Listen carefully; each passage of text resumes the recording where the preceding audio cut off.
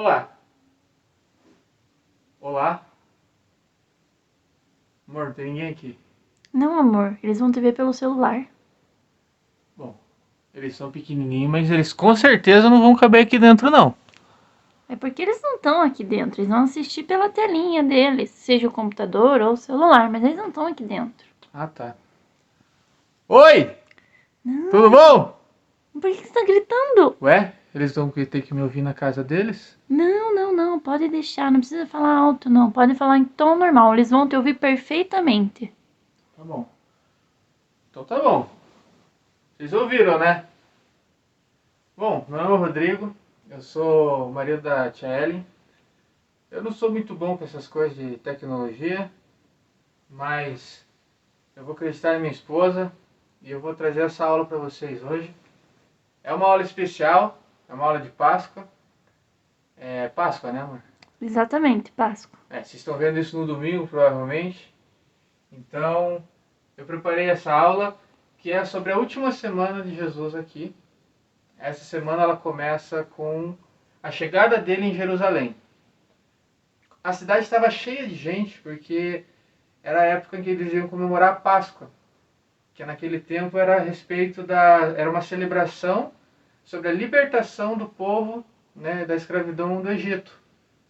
Então ele estava chegando na cidade, a cidade estava cheia. E ele foi recebido como um rei, porque as pessoas já tinham ouvido falar sobre todos os milagres que ele tinha feito. As pessoas já tinham ouvido falar sobre ele. Então ele chega como o profeta Zacarias tinha profetizado já. Ele chega sentado num burrinho e é recebido como um rei. As pessoas jogam ramos de plantas tanto à frente dele no caminho, quanto as pessoas que estão atrás. E ele é recebido muito bem. Porém, toda essa comemoração das pessoas acabou incomodando os fariseus, que eram os sacerdotes, os escribas, os sacerdotes dos príncipes. Eles não gostavam disso, porque eles não aceitavam Jesus como mestre deles, muito menos como salvador.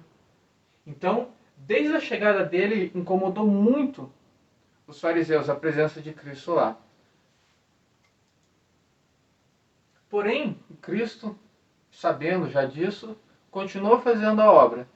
Ele chegou e já foi rapidamente a ensinar as pessoas nos templos, começou a ensinar sobre a palavra, falar com elas nas ruas, sempre seguido de perto pelos sacerdotes, procurando sempre alguma falha no discurso de Jesus, sempre procurando alguma coisa que eles pudessem acusar Cristo. Mas a gente sabe que eles nunca iam ter nada, porque Cristo era perfeito, ele nunca errou. Ele era livre do pecado, ele nunca pecou. Mas mesmo assim eles seguiam. E mal eles sabiam que eles não precisariam achar algo, porque o próprio discípulo de Cristo, Judas, ele entrega Cristo. E ele não pediu nenhuma fortuna. 30 moedas de prata foram suficientes para Judas entregar Jesus. Porém, Jesus já sabia de todas essas coisas. E isso que faz o sacrifício dele ser tão importante, porque ele sabia tudo o que ia acontecer com ele. Tanto que ele sabia que no momento da Santa Ceia ele revela que um de seus discípulos o iria entregar e mais à frente que outro de seus discípulos o negaria 3 vezes. E assim aconteceu. Então Cristo reparte o pão e diz que o pão representaria o seu corpo, que foi moído na cruz, e o vinho representaria o seu sangue derramado. Você provavelmente já viu seu pai ou sua mãe participando da Santa Ceia nos cultos, e é uma tradição que a gente repete mês a mês. Todos os meses nós nos lembramos então do sacrifício de Jesus e reconhecemos ele como nosso único e suficiente Salvador.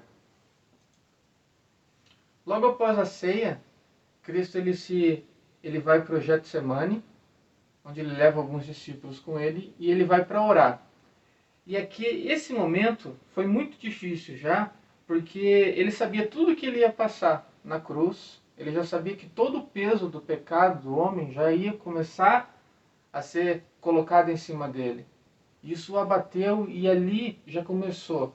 Então, a ser um momento muito difícil, né, na reta final da vida de Cristo.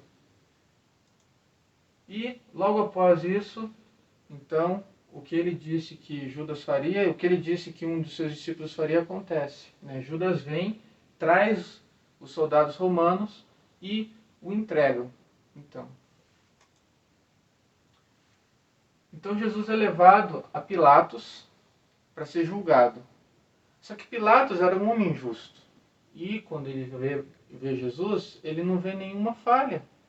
Ele não vê nada que incriminasse Cristo, que fizesse ele ser sentenciado à morte, como os sacerdotes queriam. Mas os sacerdotes, eles eram espertos e eles incitaram o povo. E Pilatos, com medo de uma rebelião, ele lava as mãos, né, no sinal de que ele entrega então o julgamento de Cristo à decisão do povo.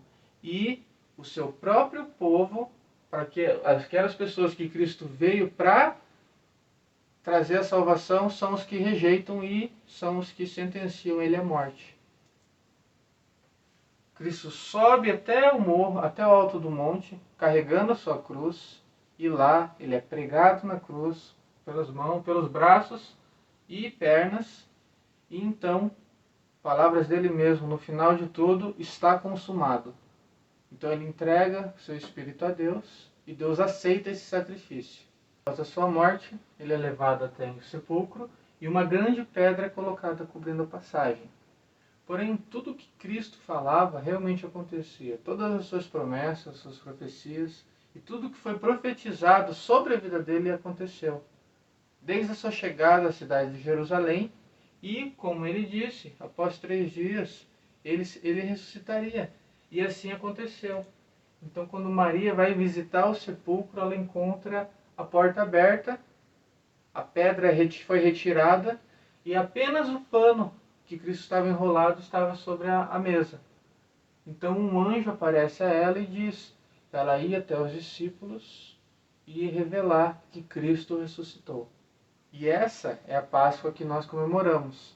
Cristo vive até hoje e, graças a seu sacrifício, a nossa comunhão com o Pai está restabelecida.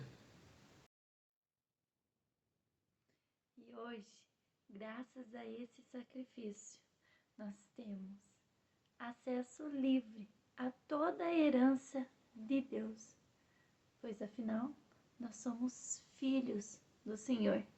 Eu te desafio hoje a se colocar em oração, aceitando esse sacrifício feito por Jesus, aceitando Jesus como seu único Senhor e Salvador, aceitando esse sacrifício de amor